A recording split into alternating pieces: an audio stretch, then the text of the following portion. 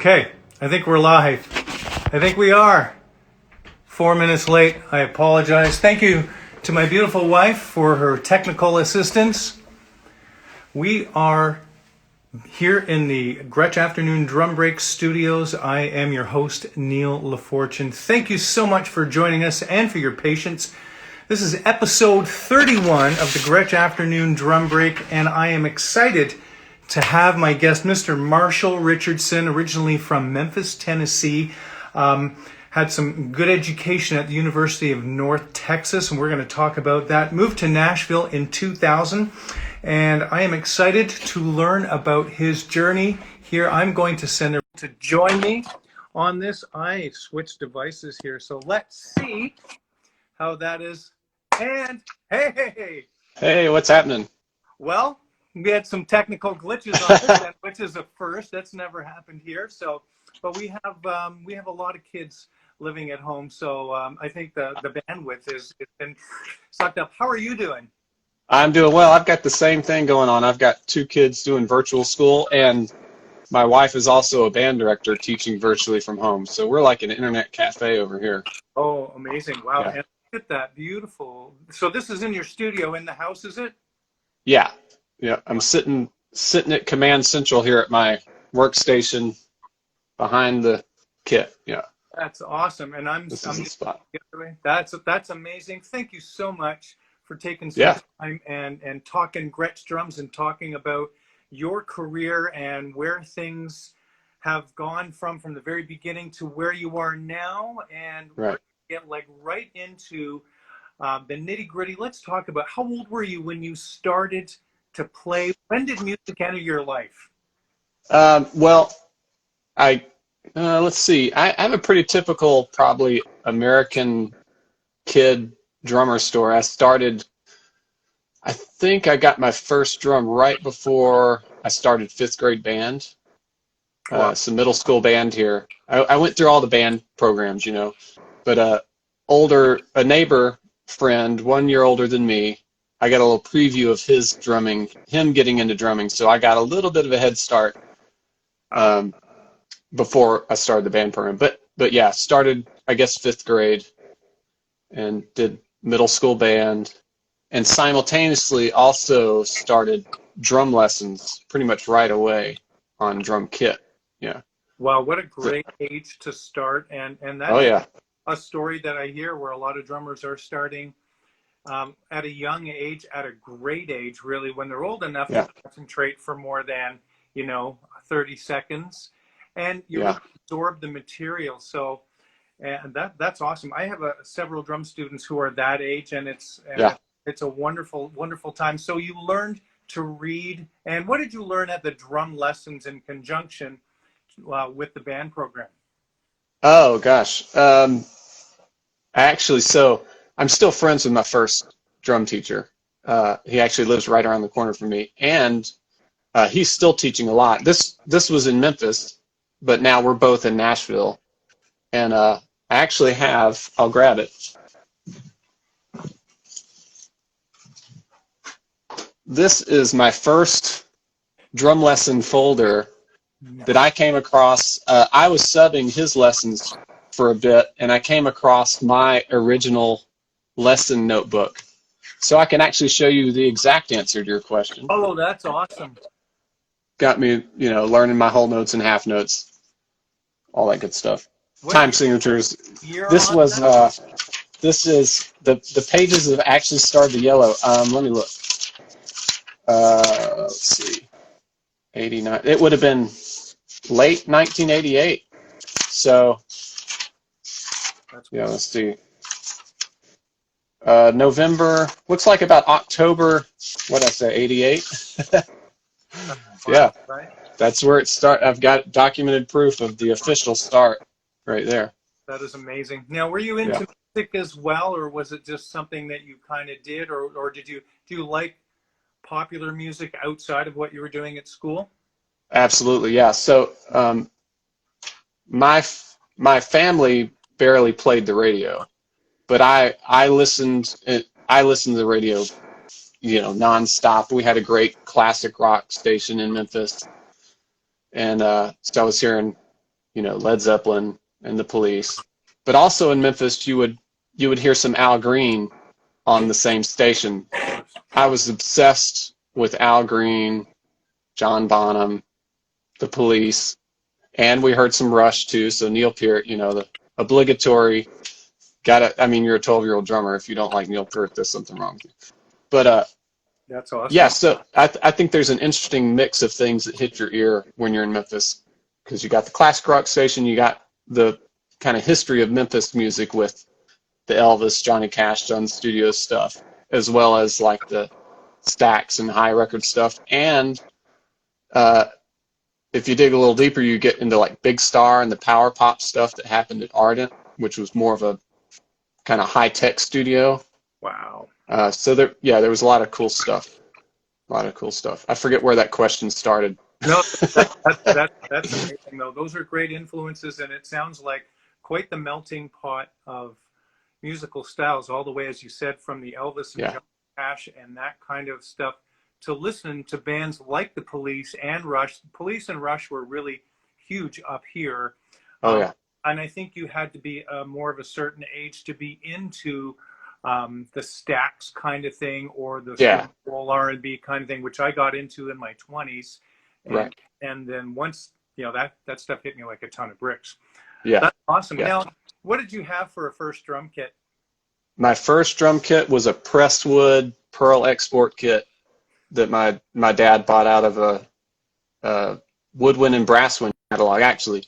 But so my first drum came from first drum set came from that catalog. But the day that drum set arrived, my dad picked up the phone and called the Memphis Drum Shop. So I have the really distinct honor of living mainly in two places that have the most incredible drum shops. Grew up in the Memphis Drum Shop, and now I'm in Nashville where we have Forks, and now we have Nelson Drum Shop and Drum Supply House too, which are just, it's an obscenity of riches with drums. I see the Nelson Drum Shop stuff on Instagram, and they are so nice too. And Forks, I've never been to Forks. Some good shops up here. We have a great drum shop, maybe about an hour or so from where I live, called the Drummers Hangout, and then there's Drumland a little bit further. And but drum shops back in the day were so amazing. Remember the drum kits where they were double bass drum sets and they were stacked high? Oh yeah. There was so much of that. What a great place to grow up, and it's almost like there's no excuse for you as a drummer. You had all the resources. Were the parents supportive of you playing drums? Yes, very, very much. Yeah. So I've probably told this story before, but so growing up, I'd ask for a go-kart. No.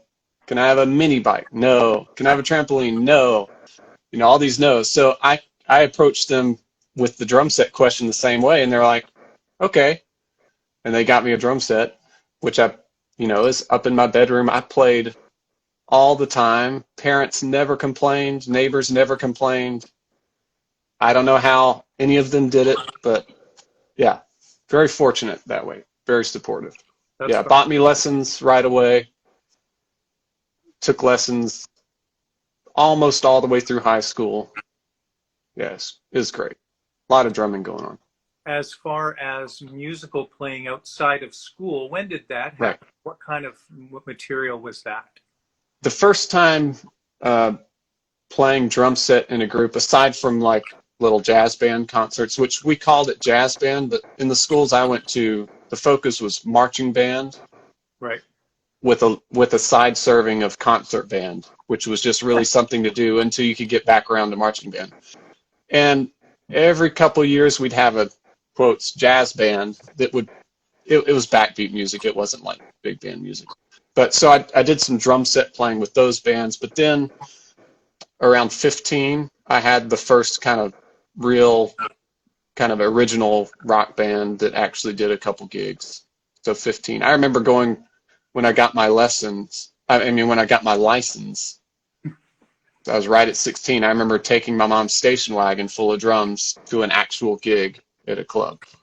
And I didn't do a ton of gigging in high school, but I do remember right when I got my license that I was able to load drums in a station wagon and go play a gig of original music on Beale Street, which I would not a chance I would let my kids at 16. Well, maybe I would. I don't know. Jump in a car and go play a late gig on Bill Street in Memphis. But my parents did. Wow, you are very fortunate. Yeah. And what a time. Wow. What kind of flavor of music was this original stuff? That was, I remember covering Jane's Addiction. So Wow. it was kind of that kind of stuff. I remember we did Mountain Song. And then the originals were kind of in that vein. I don't think, I feel like maybe the first Nirvana record had come out too, and maybe we knew about that. So right at the very beginning, maybe, of grunge. No, maybe Nirvana wasn't out quite yet. Maybe that's a little too early. But I do remember Jane's Addiction for sure. Yeah. We covered that, yeah.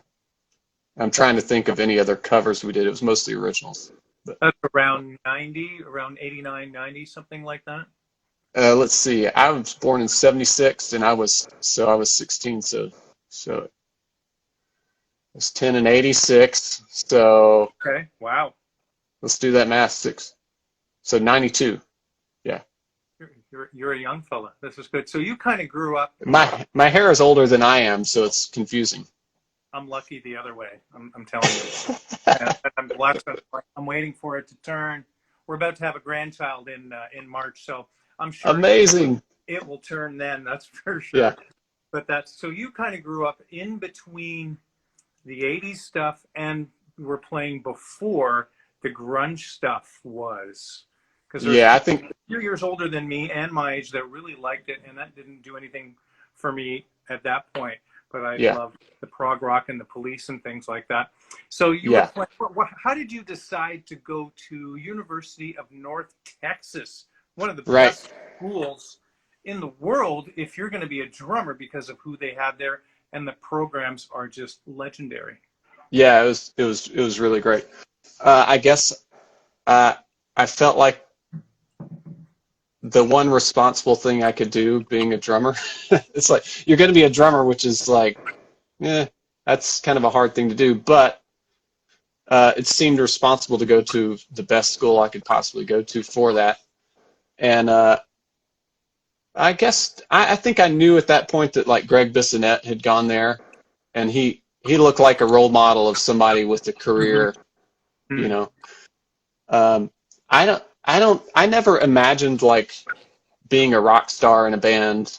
My idea of a working drummer was like a studio guy or a sideman. My dream was to just be a sideman, like a working sideman. That sounded like a dream to me. So going to school seemed like the thing to do. And there were examples of guys that had gone to North Texas that had done that. They also had my best friend in high school, still best friend. He also decided to go there. He was more of a drum corps guy, and we both were like, "What are we going to do? Let's go study percussion." He marched drum corps, and of course, North Texas drumline is amazing.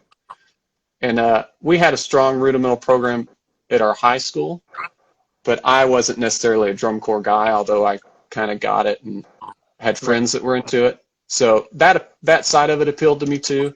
Obviously, Ed Soph was there. He just seemed like an amazing guy to study with, and he was. And it's a state school, so it was. I mean, really, on the scale of things, if you name all the great music schools, the first 5 or 10 of them, none of them were remotely affordable to me. But North Texas really was. Really? And that was, they have a big football program now, so they may have, I don't know, there may be more scholarship money available, but it wasn't a place that had a ton of scholarship availability. I remember I got a little token scholarship that waived my out-of-state tuition, which was a big deal. But other than that, there weren't that many guys on scholarship there. So it was a pretty affordable school. It was a place you could go to and pay for. Yeah. Unlike Berkeley. Berkeley was crazy back in the late '80s when I looked into going Right. there. 12,000 or I think a semester or a year. I Yeah. don't remember time ago, but that's great that it's affordable and a little closer to home. Well, probably not too far from No, you. it's like, yeah, it was an 8-hour drive, doorstep to doorstep. Right. Yeah. And how old Yeah. were So you when you started at UNT? I graduated high school in 94, so I started fall of 94. Wow, that's Yeah. awesome. And what was the audition process like? Did you send in a tape Oh, of no, your? no. Yeah, we went in person. I prepared a snare piece, like an orchestral snare piece, and a mallet, like a 2 mallet piece. Wow. And there was, I actually can't remember what the drum set portion was. The drum set portion was more about reading and interpreting what they put in front of you at the moment. There may have been a packet of something prepared for that, but yeah, we drove up there. I worked my tail off getting ready for it, and performed the stuff, pretty well. And they were like, "Yeah, we'll let you come, and we might let you stay. We'll see how it goes." They weren't. I didn't blow anybody's socks off. And then there was another school that kind of casually popped in. This is after I'd already auditioned for North Texas. There was another school that casually just popped into our band room at our high school, just randomly one day, and asked to hear me play. And this was a school with a big football program. They were just dropping in because they knew we had a strong marching band program. Mm-hmm. And I very casually just played some silly rudiments for them, and they were like, "Yeah, we could give you a full scholarship if you come march in our marching band." And that's not. I'm not saying that I played so great. I'm saying some programs, they've got a ton of marching band money or whatever, wherever they get their money. If they can put you on their marching band field, sometimes they'll pay for your school. I busted my tail for North Texans. They're like, "Yeah, we might be able to do something with you. We'll see." And that was kind of my experience the whole time. I felt like I was hanging on like a loose tooth. But it was great. I didn't feel, I always felt inspired to grow more than like beat down or anything. It wasn't, it wasn't a bad experience, but it felt challenged Mm-hmm. at every turn for sure, which I took as a great thing. I bet studying with Ed Soph would have been just an unbelievable experience. I've seen many videos of him, and he's such a great educator just over video. I could imagine what he would be like in person, and I know that he tells it like it is, and he doesn't. Oh man. Can you talk a little bit about what your experience was like with Ed? Well, you nailed it. He does not sugarcoat anything. He's not mean. He's Right. very honest, Yes. and it comes from a place of just making you better. Yeah. I will say that I played like a scared little child in front of him probably every time I played. I was intimidated, but his teaching was always profound and always on point. He never sugarcoated anything. Sometimes it's nice to be as a drummer, you need to have a certain confidence about you. And my confidence was broken several times with that, but always just in being just deadly honest about things. So, but gifted teacher, I mean, every lesson I left the lesson with a clear idea of what to work on and what needed to be worked on. Wow. I remember the very first lesson I had with him, or no, even in my audition, actually. I'm remembering the audition now. I remember there was like a funk chart that I played for him. And you're sitting at there's two kits in the room. His desk faced the wall in front of you. So he's turned around in his chair facing the wall, like taking notes. And I finished playing, and he finishes his notes, and he turns around and he goes, "Why do you play so loud?" And he also asked me, "Have you ever played with other musicians?" That's like, oh gosh. Yeah, I love it. it was rough. But it was also followed with constructive criticism. It wasn't, Well, it's pretty he, brutal, but constructive. he grew up in that era and had that playing experience where the band leaders were brutal. They were Yeah, really tough, but literally there isn't anything that I've heard him play that wasn't absolutely impeccable, and right, right, right. besides that, he swings like a mad thing. What did you Yeah. learn most from Ed? Uh, Playing with intent. Like, he would let you get away with not playing anything on purpose. You kind of had to back up your choices always. You know, he always knew the right questions to ask, and he just made you play everything with intention. And if he caught you doing some like habitual lick, he would call you out right away and just get to the bottom of it. I think he was always guiding me to build a musical vocabulary that I could, speak on my instrument with an intent about the feel, about the balance, about the note choices. Yeah, and that was something on that level I'd never experienced.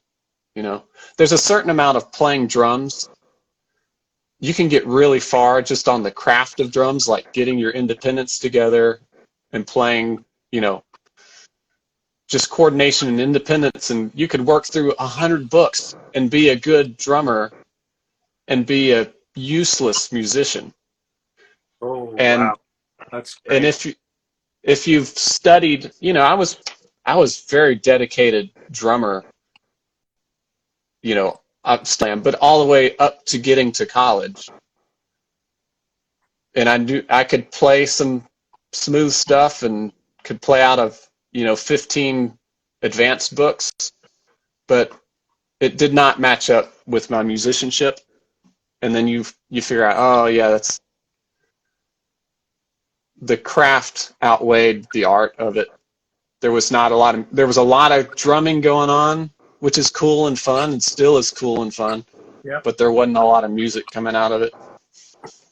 So I think with me, he was pretty focused on making that apparent.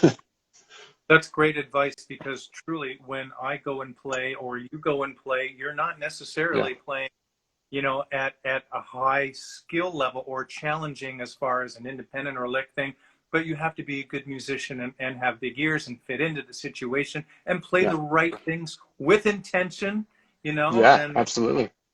that's who are some of your drum heroes besides the Bonham and Stuart Copeland? Who else were you into? Well, I hope that when people hear me, they would hear Al Jackson, Howard Grimes. Those two, those would be the very top of the list. Um, Man, even formerly Memphis guys that are now Nashville guys, like Chad Cromwell and Greg Morrow, and they're really kind of from the same school, or they play from the same mindset. They just have an impeccable time feel, but also the balance of the way they play their kit is so nice. Even the most caveman, just blue collar drum groove has a high level of art on it. Just love it. And I think Al Jackson was that kind of drummer. I never got to see him play. Howard Grimes is still playing. I don't know him. I wish I did. I have friends that know him, and I think he's still playing quite a bit. And the Wow. Muscle Shoals guys. Roger. Yeah, Roger Hagen. Just studio guys. Jim Keltner. James Gadsden. Good grief. Oh, yeah. Uh, Oh, and and like Eddie Bayers, for instance. Eddie Bayers is a great example because he's not. If you ever get to see Eddie Bayers play, you'll realize he's not a drummer in the same way a lot of drummers come up. He came to Nashville as a piano player, but so as like a trained drummer, that has focused his life on technique. Sometimes when you watch him play, you're like, whoa, sometimes things don't look right. But if you look away and just listen, it's amazing. All his choices are about the sound that's coming out. And that's how it And should be. That's music. he broke his wrist, did he not? Yeah, And I think a motorcycle accident or something, yeah. right. But man, what a train groove. Just really like when you hear Eddie's train groove. Oh, yeah. That's Yeah. awesome. When did Gretsch drums enter your life? When did you first hear them? Well, I always noticed that no matter, like all these, especially studio guys that I admired, I always noticed that no matter what their main affiliation was, you would always catch them playing Gretsch drums. So it's like, oh, might be something going on here. And then that was solidified when I got to know a lot of the guys in Nashville too. This kind of just a given. Yeah, Gretsch is one of the main colors that you're going to hear in a studio, and maybe the primary kind of voice. And so actually the kit that's set up right now Yes. it's a kit that I got around 2000 from Forks. Forks, especially the 12th Avenue. So Forks moved locations for anybody that doesn't know. Gary Forkham has retired, Gary and Melissa. But they sold Forks in the Forks inventory, and most of the guys that worked in the shop are still with them. But Steve Maxwell bought Forks, so it's a different spot of town. Beautiful drum shop. Anyway, so Forks still lives, and it's still amazing. But when I was here, Forks used to have what they called Gretsch Central drums. Yes. So basically, there's a great drum builder in town, Sam Bacco, great percussionist too, great drummer, but a really skilled craftsman. So Sam would collect these Gretsch shells, and he would basically refurbish them. He'd redo the edges, he'd fill in old holes, rewrap them, all that stuff. So that's what the kit here at the house, or actually two of the kits I have, but this white kit is a Gretsch Central kit. Well, you can't see it, but I've seen pictures of that. I was trolling your social media. Oh, look at those. yeah. Is that a white marine pearl? Yes. Yeah, so this is a rewrap of it's a 70s kit that Sam Bacco rewrapped and recut. And what are the sizes, Marshall? that is 8x12, 9x13, 16x16, 14x22. Pretty standard. And I usually play it, I bought it as a 13, 16, 22, and asked Sam to make a 12-inch as well. I'm primarily a 4-piece kind of player, but I have 2 rack toms up right now. And then there's another kit, a black sparkle kit. Ooh. The black sparkle kit, that's the same era as this, and I actually bought that sitting on a bus driving down the road in I'm not sure, maybe it was the early days of being able to get on the internet on a bus. But I bought it I bought the toms. The seller had the toms, had it all as separate auctions. A rack, a floor, and a kick drum. Yep. The kick drum had a big hardware hole in it. They were originally white nitron wrap. The bass drum had a large hardware hole drilled for a mount, and I wasn't interested in the bass drum, but I won the toms. Ooh. And then the seller said, "Hey, I see you won the toms. I'll throw in," and he threw in the kick drum too. So then I got them, and I had Sam Bacco do his edges on that kit, and I had Andy over at Drum Supply House rewrap it in the black sparkle. So that's basically a hot rodded or brought back to life 70s kit, same era as the white one. It's beautiful. And then, yeah. What else have you got there? What do you, any other drum kits? The other drum kit next to the black one is my broadcaster. Oh, right. Yes. Which one is the one that's sitting taller? Okay. That's also 13, 16, 24. But I have this broadcaster snare drum with it. And that's my only new kit. I'm sorry. That's the only new one? That's the only new kit, yeah, the only modern kit. But so prior to pandemic, I was going to order another bass drum and some more toms to match that kit, and I will. Yep. But I love it. Yeah, it's great. A friend of mine asked me today what the difference was between the broadcaster line and the USA Custom, sonic-wise and shell-wise. Can you explain that? Sure. So the USA Custom is kind of the standard recipe that most of us know about. It's the 6-ply, silver sealer, die-cast hoops. That's the classic Gretsch sound that's the modern Gretsch sound that most of us think of. So that mine are 70s, but it's the same recipe through the 80s. Mm-hmm. The broadcaster kit so Paul Cooper at Gretsch had a broadcaster kit that he kind of reverse engineered to get this new line going. Right. And it's a 3-ply kit. So I think it's about the same thickness as our 6-ply kits, but it's made of 3 thicker plies I actually don't know what the plies are. I've forgotten. So I won't say what the plies are because I might get it wrong. And it has the 302 hoop, which is super cool. So the USA Customs and my 70s drums here have the heavy die-cast hoops on them. And the broadcaster comes with a 302 hoop, which is an interesting mix of kind of die-cast on the top end with more of a triple flange on the bottom, so it's a little lighter. Okay. It's probably, I don't know how it's manufactured, but it's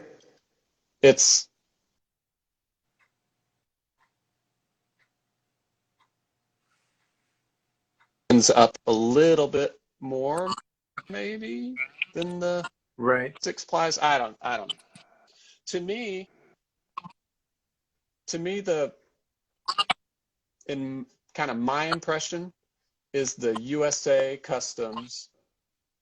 There's a little more bark to them. Initially, kind of that transient is a little more high end, a little more hi-fi, Okay. and a really full body, but it kind of happens and gets out of the way. Right. And Okay. I think maybe my impression is that the broadcaster has a slightly kinder transient initially, just a little mellower. Right. A really nice round body, maybe a little smoother. That's my impression. I might get that totally wrong for somebody else. I don't know. Are they That's a little kind of the feeling. quieter, you think? Are they a little are they a little quieter than the USA's or no? That might be kind of what I hear about the USA's kind of spanked a little more, maybe a little quieter on that initial transit, possibly. I don't know. Yeah, I get more of a buttery thing Right. from the broadcaster. Yes. Whereas I get more of a bark from the USA. The broadcasters are calling me too, and once we get back to work, I think that'll be one of the things that I do order. I have a 60s round badge kit that I'm borrowing at this point from my good friend Russ Fairley, a 13, 16, 22, and man, there's nothing like old Gretsch drums. Yeah. And nothing like new Gretsch drums too. So yeah, that's great. When did you become an endorser? How did that come about?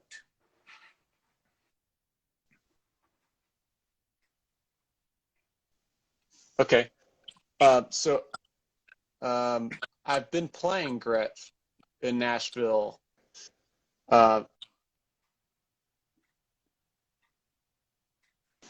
when I started that Jo Dee Messina gig. Mm-hmm. Because I was already playing Gretsch, so I just called them and said, hey, I'd like to get a touring kit. Oh, Can you help wow. me out with the Jordan kit? Um, so I got a Renown kit.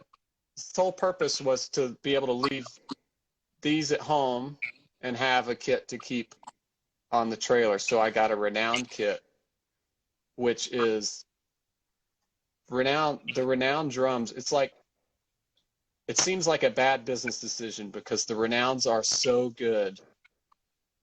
You'd be Indeed. hard pressed unless you had a USA Custom sitting directly next to a Renown. You'd be hard pressed to hear a difference. You just don't have as many options of sizes and colors. Now, my Renown was a generation before the one that's out now, Yep. but there was no. I felt like there was no compromise in sound at all. It gets that Gretsch thing for sure. And I loved that kit. I actually sold the Renown kit I had was 12, 13, 14, 16. I had a 24 and a 20. So basically a bunch of drums that I could split up into different kits. I sold that when I got the Broadcasters, but I missed that. I missed the Renown kit. I'm very happy to have the Broadcasters, but I do miss that Renown kit. It was awesome. It's crazy. I remember a few years back talking to some high-level pros. I was talking to Hannah Ford Yeah. back when there was a Gretsch forum that we could talk to, and I was asking, new classics or USA Custom, what would be? She said you should look at the Renowns, and I'm like, no, and played them, and now I've had probably 4 sets. I have 2 in the drum room here, and they're great. I wanted there to They're be something awesome. wrong with them in some way, Right. but there To isn't. give you a reason, right. And they Yeah. record so well. Yeah. Oh, that's Totally. awesome. Yeah. Speaking of the Jo Dee Messina gig, and Yeah. I love her stuff. I've been a Mm. fan of hers since the '90s, Yeah. and with Heads Carolina Tales California, love that tune, and that was an Yeah. anthem, a summer anthem for me. But how did that come about? And tell us about how that even happened. Yeah. That was just word of mouth. Good friend Chris Autry was playing bass on that gig, and let me think. The year before I joined, they had they had a light year, so they couldn't really keep a guy. So there were two great drummers kind of taking turns subbing it for a year. So she just didn't really have a drummer for that year. Nick Milner and Wes Little, both amazing players. They were pretty much covering that gig for about a year, and then a year came. Then this next year came, and I think she was a little busier. Both of those guys were committed to other gigs, so there was an opportunity to hire a full-time guy, and they let me come do it just based on his recommendation. Wow. So, yeah, Chris and I have played a ton together. Yeah. And she trusts her band. So, let's see. I was familiar with the others in the band at that point too, but they trusted the bass player's recommendation. That's usually the way it is. It's somebody in the band leader, the bass player. Usually bass player, if they say that, yeah, this will be good, then the leader's comfortable with that. A lot of time when they're talking about a drummer, they'll turn to the bass player first. Yeah, which is nice. But yeah. Oh, that's good. So to young drummers, you need to understand your role in the rhythm section, and you need to know how to play with a bass player. Yeah, for sure. So what were your first gigs like with Jo Dee? Okay. So Jo Dee's gig has historically been a pressure cooker because she doesn't miss. She sings incredibly and consistently, Yeah, and works her tail off every night. And she expected everybody else to do that too. And there are horror stories actually of the things she would put bands through. really? Prior to my experience with her, she was the type of artist that you walked off the stage and you got on the bus and listened. You sat in the front lounge and listened to the board tape from the top of the show to the bottom, and she pointed out everybody's mistakes. Like she drove that band hard, and her bands are always slamming for that reason. But when I joined her, she had mellowed. She had 2 kids. Some people attribute her having these 2 kids and like her family taking some of her attention, I think she mellowed on that a little bit. Though she hears everything. If you do anything out of the ordinary, you get a look over the shoulder like, I heard that, but not in a mean way. But she expects a lot out of her band. And so, knowing all those stories, I made sure I was very prepared. And the guys in the band at that time had all been through these tough years with her where she was not letting anything slide. So they were on point, and they could guide me like, yeah, she's not going to dig that. She'll be okay. Yeah, that was good, but watch out, because she's not going to dig that, whatever. What's the thing that she is most particular about to the drummer? Well, her gig, and again, I think it's softened a little, but she had every note the same way every night. It was that kind of thing. You wouldn't just improvise a different drum fill going into the second chorus of some tune. You're playing a show, basically. And I play that way kind of anyway for that kind of artist. Right. And I mean, those are pretty iconic tunes. If you think about those tunes, and this kind of gets back to intention. Lonnie Wilson played on almost all those hits that we know, and those drum fills he played were great decisions. You know, they played them with intent, and they're kind of part of the song now.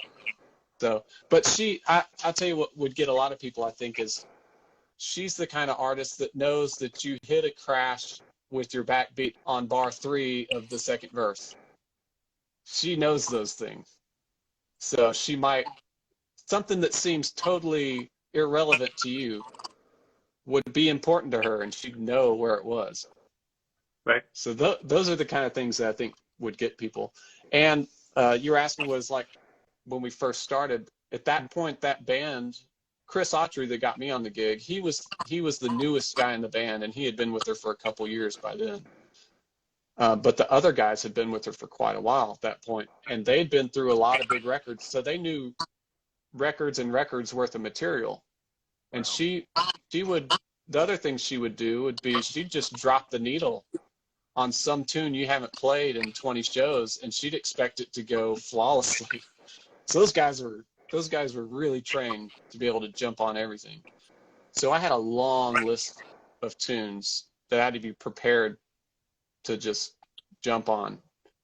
The good news for me is I'm a really good reader, and I'm stealthy with an iPad. I see. So I just count that. That's cool. Yeah. Yeah. So that's another tip for young drummers. Fourscore is a program on iPad that I've been using since 2010. It's awesome. It's, you get all your charts in there. It's searchable very quickly. It's got a metronome built in. Yes. So even on, I've done her gig for 10 years now, and I know all the tunes, but having that iPad there to remind me, what was the count off in that tune, or what was that opening drum fill, or what's the tempo, it's all right there. So I feel like I would not be doing my job if I weren't prepared with that kind of thing. Drummers have an extra, typically, there's a little extra pressure to get things started correctly. If I'm fumbling around and not unsure of a tempo, I'm setting the rest of the band at a disadvantage. So I take it very seriously, giving a good, consistent, confident count off. Yeah. If you do that, you got a better chance of winning when you get into the tune. Agreed. Are all your charts in Nashville numbers? No, actually, my iPad's over here. I'll do.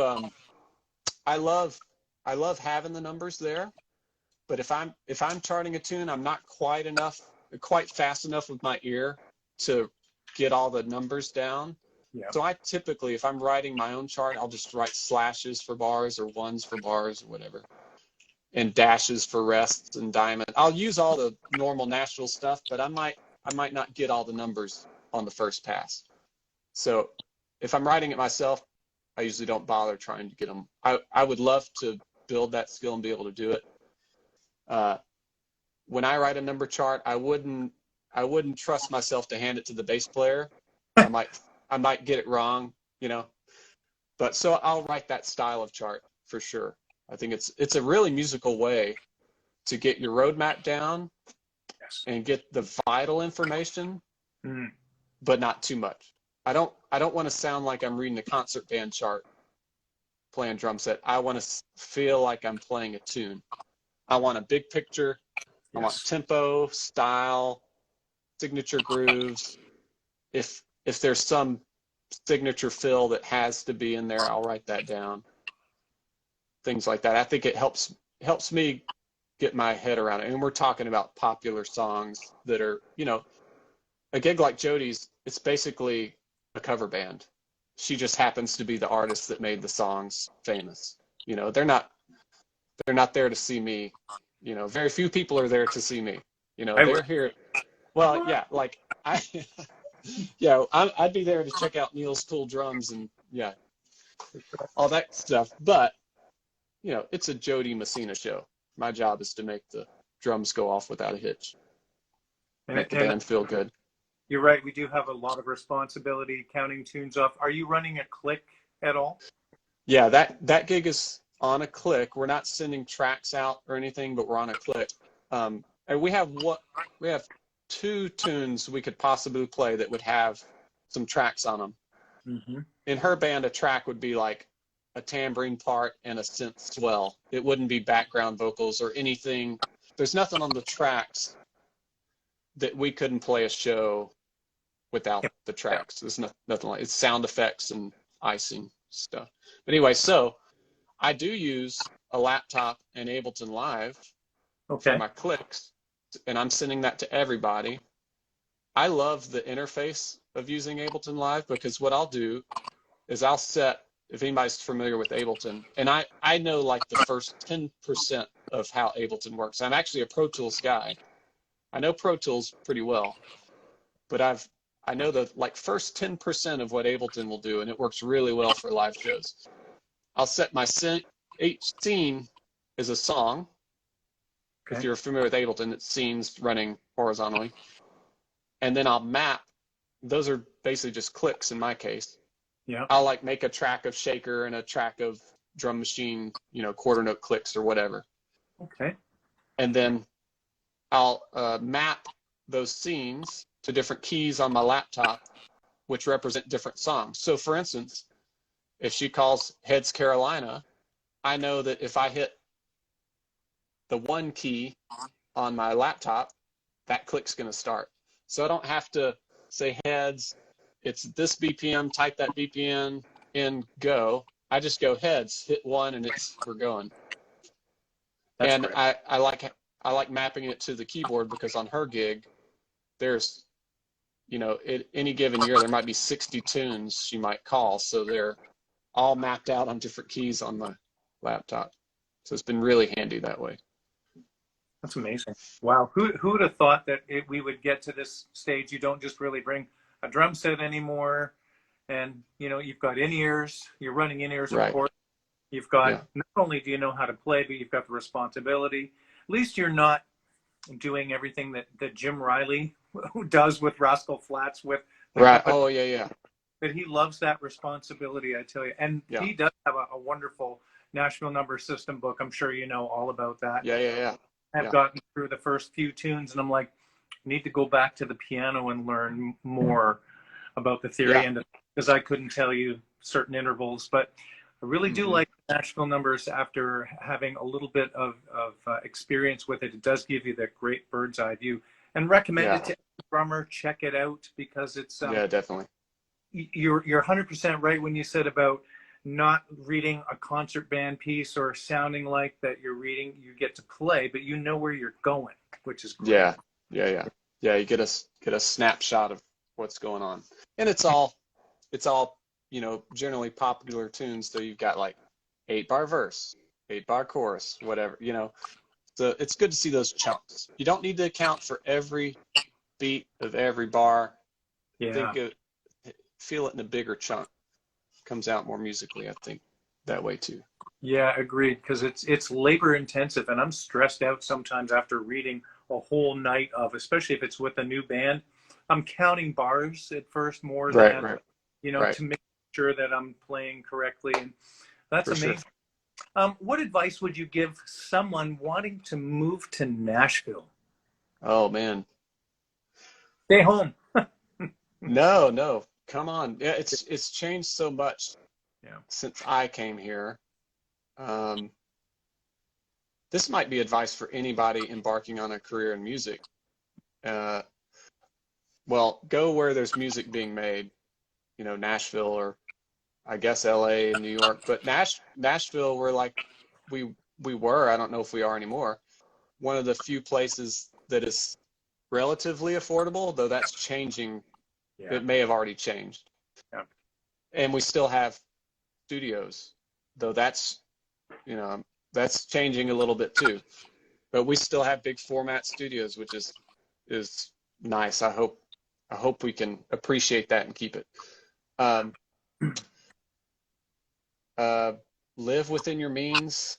Keep your budget together. Don't overextend yourself with school debt. Don't overextend yourself. Just give yourself a fighting chance by not having some insurmountable amount of debt.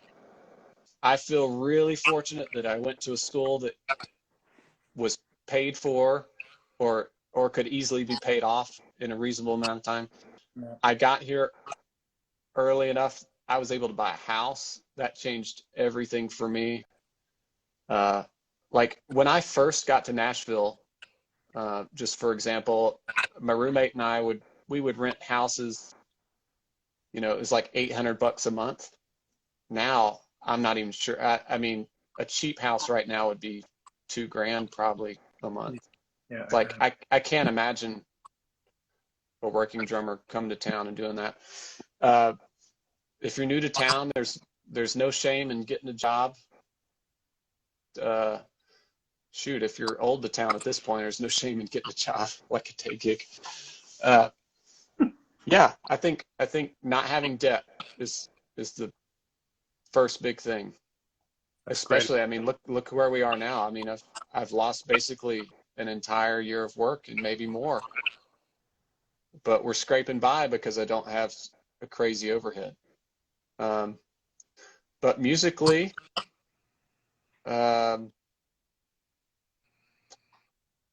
just any, just focus on being a good music. Make sure if we're talking about drummers, kind of consider, are you the kind of musician that's going to be a benefit to a group of musicians? Wow. Or are you, or how are you going to monetize? What are your skills? How are you going to monetize them? Do you want to be a sideman, or do you want to be a YouTube star? Which I don't mean to. I'm not trying to downplay that. That's something. Yeah, I don't know. Consider what your musical value is as a sideman, I guess.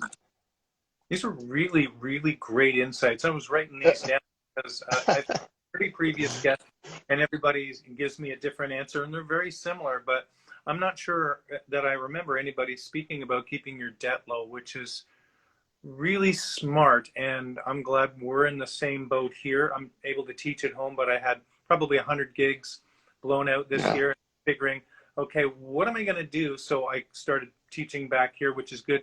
Plus, there is government support for us people that aren't able to collect any employment. But that's really, really smart. I wish our kids would my kids in their 20s would listen to that. They're pretty good though, as far as that's amazing.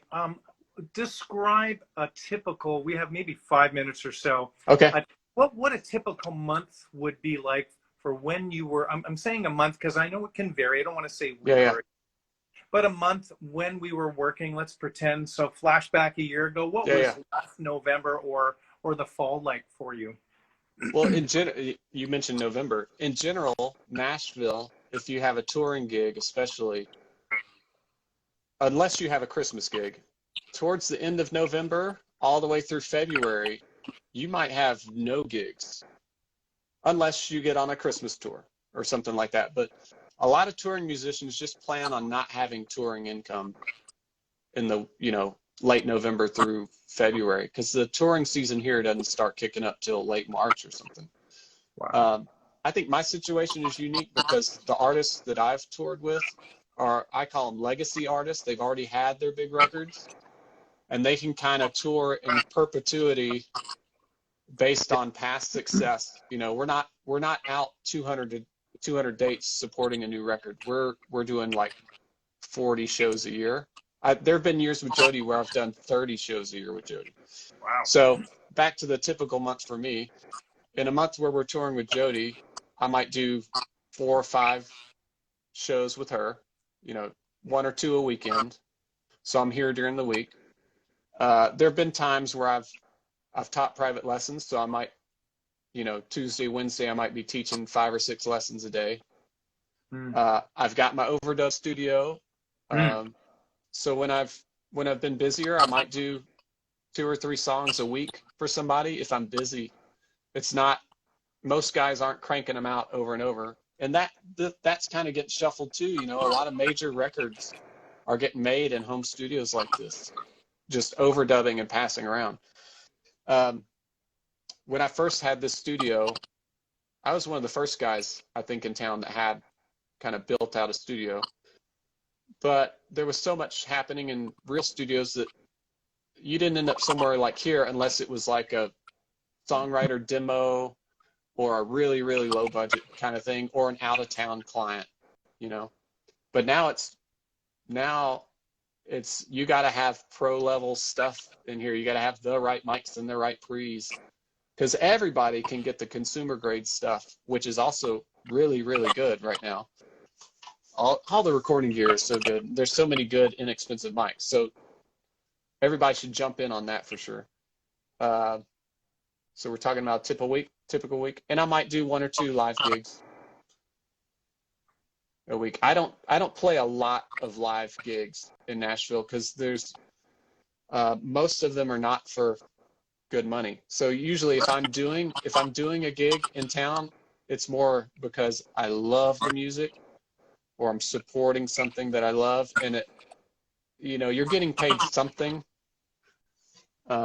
But it's usually going out and playing 3 or 4 songs at somebody's little showcase on a night, and it's not really a money-making thing. Lower Broadway has gotten really busy. I don't really do those gigs, but I think now you work hard. I think you work, many hour shifts, 3, 4, 5-hour shifts, playing for tips, not taking a break. So I think guys can make money doing that. But yeah. Wow. If you're moving to town, just play anything you can do. Man, I've been to Nashville one time, and that was in '88 when you were just a young boy. And I'm telling you, I'd love to go back and have some lots of friends in Nashville, of course. Yeah. Matt Krause says hello, by the Yeah. way. And yeah, He's awesome. I love the Working Drummer podcast. It's that and Nick Ruffini's are my 2 favorites. Those are both great. But I heard of you, I think probably through Matt's show, or it was either on the Gretsch website, but your name, I'm like, Marshall Richardson. Man, that guy sounds like he's a good drummer. And I saw you, and I'm like, I'd love to have him on the program. So where can people find you on the web?